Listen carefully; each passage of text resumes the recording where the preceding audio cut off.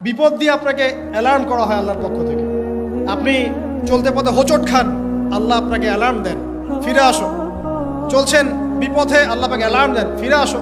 আল্লাহ পাকের পক্ষ থেকে কিন্তু এগুলো আসে। আল্লাহ একটা কারণ, যারা জাহান্নামে যাবে মানুষ এবং জিনদের মধ্যে, নিঃসন্দেহে মহাবিশ্বে তারা ছাড়া জাহান্নামে যাওয়ার উপযুক্ত কেউ ছিল না। ও জাহান্নামে যাওয়ার উপযুক্ত ছিল বলেই আল্লাহ পাক তাকে জাহান্নামে পাঠাবেন।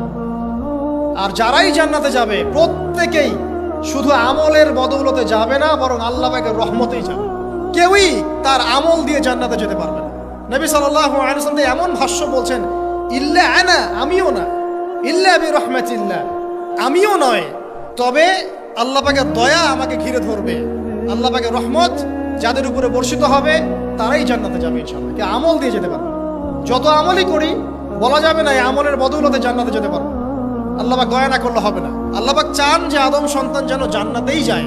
এই কারণেই সৃষ্টি করা, এই কারণেই আপনার ওহীভিত্তিক গ্রন্থগুলো পাঠানো, এই কারণে নবী রাসূল পাঠানো, আলেম ওলামা সৃষ্টি করা, মানুষকে সতর্ক করা, হায়াত দেয়া, বারংবার জীবনে চলতে ফিরতে আপনাকে অ্যালার্ম করা হয়, আল্লাহর পথে ফিরে আসেন, আল্লাহর পথে ফিরে আসেন। অ্যালার্ম করা হয় না? বিপদ দিয়ে আপনাকে অ্যালার্ম করা হয় আল্লাহর পক্ষ থেকে। আপনি চলতে পথে হোঁচট খান, আল্লাহ আপনাকে অ্যালার্ম দেন, ফিরে আসো। চলছেন বিপথে, আল্লাহ পাকে অ্যালার্ম দেন, ফিরে আসো। আল্লাহ পাকের পক্ষ থেকে কিন্তু এগুলো আসে। অদ্ভুত বলতে বলছি, অ্যামেজিং হাদিস, যে একজন সাহাবী বলছেন, সালমান রাদিয়াল্লাহু আনহু, তিনি বলছেন যে যখন মুমিনের উপর বিপদ আপদ বালা মুসিবত আসে, তখন মুমিনের এই বিপদ আপদ বালা মুসিবত রোগ শোকের বদৌলতে আল্লাহ পাক তার গুনাহগুলোকে মাফ করে দেন এবং তার মর্যাদাকে বাড়িয়ে দেন, এবং সে আল্লাহর দিকে ফিরে আসার অনুশোচনা করার সুযোগ পায়। আর যখন কাফের মুশরিক বা ফাসিক মানুষকে এইসব রোগ ব্যাধি বিপদ আপদ বালা মুসিবত ঘিরে ধরে, তার দৃষ্টান্ত সেই উটের ন্যায় যে উটটাকে তার মালিক বেঁধে রেখেছে, এরপর ছেড়ে দিয়েছে। সেই উটটা বুঝতেও পারলো না কেন তার মালিক তাকে বেঁধে রাখলো আর কেনই বা তাকে ছেড়ে দিল। কথাটা কি বুঝতে পারছেন? যারা আল্লাহ দ্রোহী, তাদের উপর যখন বিপদ আপদ বালা মুসিবত আসতে থাকে, তারা বুঝে না যে কি জন্য আসলো আর কেন চলে গেল। কিন্তু মুমিন ব্যক্তি যারা মুসলিম, আল্লাহর অনুগত, তাদের বিষয়টা হচ্ছে এমন বিপদ আপদ বালা মুসিবত রোগ ব্যাধি তাদেরকে আল্লাহর দিকে ফিরিয়ে নিয়ে আসবে। দেখুন, এই যে পৃথিবীতে নামিয়ে দেয়া, এরপর আল্লাহর পক্ষ থেকে ঐশী গ্রন্থগুলো পাঠানো, নবী রাসূল পাঠানো, আলেম ওলামা পাঠানো, আপনাকে হায়াত দেয়া, আপনাকে রিজিক দেয়া, এই শ্বাস নেওয়ার ক্ষমতা দেয়া, আপনাকে জ্ঞান বুদ্ধি দেয়া, বিবেক দেয়া, তিন বেলার খাবার, পোশাক, স্ত্রী সন্তান, কি দেয়নি আল্লাহ রাব্বুল আলামিন। এই যে সমস্ত নিয়ামতগুলো দেয়া, এগুলোর একটা উদ্দেশ্য, আপনি আমি যেন এটাকে উপলব্ধি করি যেগুলো আল্লাহর পক্ষ থেকে আসছে এবং আল্লাহর দিকে আমরা অভিমুখী হই, এছাড়া কোনো উদ্দেশ্য নেই।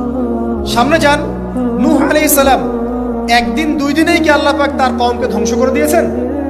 950টা বছর আল্লাহ রাব্বুল আলামিন সময় দিয়েছেন কওমকে, আল্লাহর দিকে ফিরে আসো, আল্লাহর দিকে ফিরে আসো। নবী দাওয়াত দিয়েছেন প্রায় 950 বছর। যখন তারা ফিরে আসে নাই, তারপরে আল্লাহ রাব্বুল আলামিন গজব দিয়ে ধ্বংস করেছে। কারণ আমি বলেছি একটা কথা, আল্লাহ পাক শুধু রহমানুর রহিমই নন, বরং তিনি কিন্তু কঠোর শাস্তিদাতা, শাদীদুল ইকাব বটে। সামনে আরো যান, ইব্রাহিম আলাইহিস সালাম, একা একটা মানুষ নমরুদের সাথে ফাইট করছেন, আগুনে ফেলেই দিল, সে আগুনকে আল্লাহ পাক ঠান্ডা করে ফেললেন। এটা কি আল্লাহ পাকের দয়া নয়? তার সন্তান ইসমাইলের কুরবানিটা দেখেন, আল্লাহ পাক বলেছেন কুরবানি করো, তিনি ডানে বামে প্রশ্ন করেন নাই। আমরা হলে প্রশ্ন করতাম, কেন করব? শিশু সন্তান, নিষ্পাপ, এটার কোনো যুক্তি আছে কিনা, লজিক আছে কিনা? তিনি কোনো লজিক দেখতে যাননি, আল্লাহ পাক বলেছেন করেছে। আল্লাহ রাব্বুল আলামিন তার এই ঘটনাটাকে তো সম্মানিত করলেনই, কিয়ামত পর্যন্ত কিন্তু এই ঘটনা মানুষ স্মরণ করবে। দয়া দেখেন, তার সন্তানের খাবার নাই, পানিও নাই, অলৌকিকভাবে আল্লাহ রাব্বুল আলামিন জামজাম কূপ সৃষ্টি করলেন, কিয়ামত পর্যন্ত থাকবে ইনশাআল্লাহ। দয়া নাই? এই কূপটা দেখলেই তো মুসলিম হওয়া যায়। এই জামজাম কূপটা দেখলেই তো মুসলিম হয়ে যাওয়া উচিত মানুষের। কোত্থেকে আসলো এই কূপ? এই পানির এত বৈশিষ্ট্য কেন? কখনো শেষ হচ্ছে না কেন? এটা নিয়ে ভাবলেই তো মুসলিম হওয়া যায়। হবে না, কারণ কি? আবা ওয়াস্তাকবার, উদ্ধত হয়েছে, অহংকার প্রদর্শন করছে। অহংকার মানে এই নয় যে আপনি সুন্দর জামা পরছেন, আপনি সুন্দর কাপড় পরছেন, আপনি ভালো একটা বাড়ি করেছেন, এটা অহংকারের পরিচয় নয়।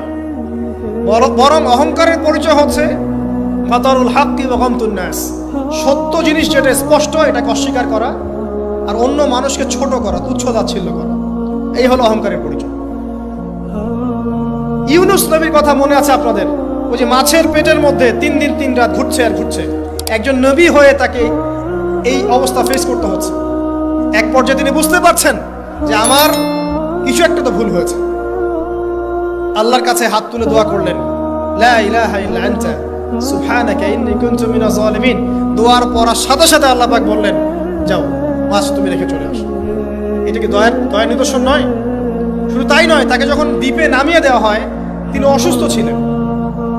আল্লাহ পাক সূরা সফফাতের মধ্যে বলেছেন যে আমি তার পাশে লাউ গাছ উৎপন্ন করলাম। কোন গাছ? খেতে পারেন, এর শাক এবং এই যে ফল, এটার মধ্যে নিঃসন্দেহে এমন এমন কিছু উপাদান আছে যেটা হয়তো আমরা জানিও না, আবিষ্কার করা হয়নি। তিনি সুস্থ হয়ে গেলেন আলহামদুলিল্লাহ। কোথায় যাবেন?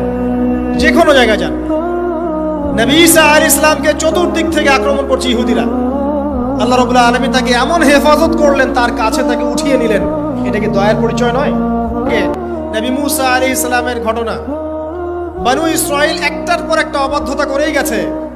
আল্লাহ পাক তারপরেও তাদের কাছে নবী পাঠিয়েছেন, নবী মুসাকে পাঠিয়েছেন। ফেরাউনের মতো জালেম শাসকের হাত থেকে বনু ইসরাইলকে আল্লাহ পাক উদ্ধার করেছেন। এটা কি দয়ার পরিচয় নয়?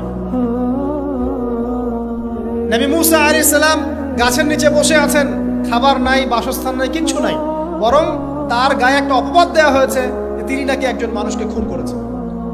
অথচ তার ইন্টেনশন সেটা ছিল না। তিনি একটা ঘুষি দিয়েছেন লড়াই থামানোর জন্য, ওই এক ঘুষিতেই সেই ব্যক্তি ডেড। এবার তিনি গাছের নিচে বসে দোয়া করছেন, রব্বি ইন্নী লিমা আনজালতা ইলাইয়া মিন খায়রিন ফাকির। আল্লাহ, আমি নিঃস্ব অসহায় হয়ে এখানে বসে আছি, তুমি আমার উপর তোমার যে রহমত পাঠাবে আমি তার ভিখারি হয়ে বসে আছি। দোয়া করার সাথে সাথেই ওই শুআয়ব আলাইহিস সালামের মেয়ে হেঁটে হেঁটে চলে আসলো। তিনি স্ত্রী পেলেন, তিনি শ্বশুর পেলেন, একজন নবী পরিবার পেলেন, বাসস্থান পেলেন, চাকরি পর্যন্ত পেলেন।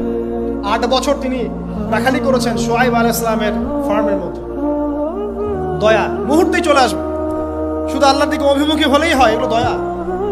ইলমের উপরে কিচ্ছু নাই। এই ইলমটা আল্লাহ পাক কাকে শিক্ষা দিয়েছেন? আদম আলাইহিস সালামকে। আল্লাহ রাব্বুল আলামিন সূরা বাকারা এবং সূরা আরাফ পড়ে দেখেন, আল্লাহ পাক বলছেন যে আদম আলাইহিস সালামকে আল্লাহ পাক সমস্ত নাম জ্ঞান শিক্ষা দিয়েছেন। মহাবিশ্বের যে প্রয়োজনীয় জ্ঞানগুলো আছে সেগুলো আল্লাহ পাক আদমকে শিখিয়েছেন আলাইহিস সালাম। আদম আলাইহিস সালামের পারমাণবিক বোম বানানোর কোনো প্রয়োজন ছিল না। ছিল? বানান নাই। আপনার মধ্যে এই জ্ঞানটা আসছে কিভাবে? বাই ডিএনএ আপনি জ্ঞান পাচ্ছেন, কারণ আমরা আদম সন্তান।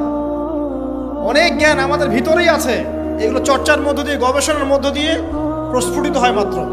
জ্ঞান ভিতরে আছে আমাদের, আমাদের পিতাকে জ্ঞানী করে পাঠানো হয়েছে।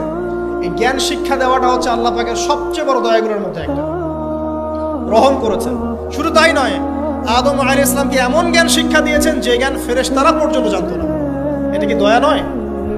এটা কি আদম সন্তানের প্রতি ভালোবাসা নয়? তারপরে সেজদা করিয়েছেন। মহাবিশ্বে অন্য কাউকে কি সেজদা করানো হয়েছে? কোরআনে কি এমন কোনো দলিল আছে যে আদম আলাইহিস সালাম ছাড়া অন্য কাউকে সব ফেরেশতারা সেজদা করেছেন? আছে? তাহলে এই যে সম্মান দেয় আল্লাহর পক্ষ থেকে, সম্মান কিসের ভিত্তিতে? সম্মান শারীরিক ক্ষমতার ভিত্তিতে? সম্মানটা কি কারণে? জ্ঞানের কারণে, ইলমের কারণে, জ্ঞানের কারণে সম্মান। এই সম্মান দেওয়াটা কি আল্লাহ পাকের রহমত এবং দয়ার নিদর্শন নয়? আদম এবং হাওয়া আলাইহিস সালাম গাছের কাছে চলে গেলেন, ফল খেয়ে ফেললেন, কারণ আমরা আদম সন্তান, ভুল করি। আল্লাহ পাক সাথে সাথেই বহিষ্কার করে দিয়েছেন? না, আল্লাহ পাক তওবা করার জন্য কালিমা শিখিয়ে দিয়েছেন। সুবহানাল্লাহ। তাদের কালিমা জানা ছিল না। আল্লাহ পাক বলছেন ফাতালাক্কা আদম মির রাব্বিহি কালিমাত। আল্লাহ পাকের কাছ থেকে আদম আলাইহিস সালাম কিছু বাক্য শিখে নিলেন, যেই বাক্য দিয়ে ফাতাবা আলাই, সে আল্লাহর কাছে তওবা করল। কোন সেই বাক্য? সূরা আরাফে আছে, রব্বানা যালামনা আনফুসানা ওয়া ইল্লাম তাগফির লানা ওয়া তারহামনা লানাকুনান্না মিনাল খাসিরিন।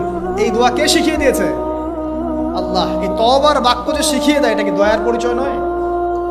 আমরা আল্লাহর কাছে ফিরে যাব, তওবা করব, ইস্তেগফার করব, এই জ্ঞানটা শিখিয়ে দেয়া কি আল্লাহ পাকের দয়ার পরিচয় নয়? তাহলে আমরা কিভাবে ক্ষমা চাইতাম? কিভাবে ক্ষমা চাইলে আল্লাহ পাক সমস্ত গুনাহ মাফ করবেন, এই পদ্ধতিগুলো বলে দেয়া কি আল্লাহ পাকের দয়ার পরিচয় নয়? তারপর সামনে যান। পৃথিবীতে নামিয়ে দিয়ে আল্লাহ পাক ক্ষান্ত হয়ে যাননি। আল্লাহ রাব্বুল আলামিন আসমান থেকে হেদায়েতের গ্রন্থ পাঠিয়েছেন, বলেছেন এই গ্রন্থের মধ্যে যা আছে মেনে চললে তোমরা আবার জান্নাতে ফিরে আসবে ইনশাআল্লাহ।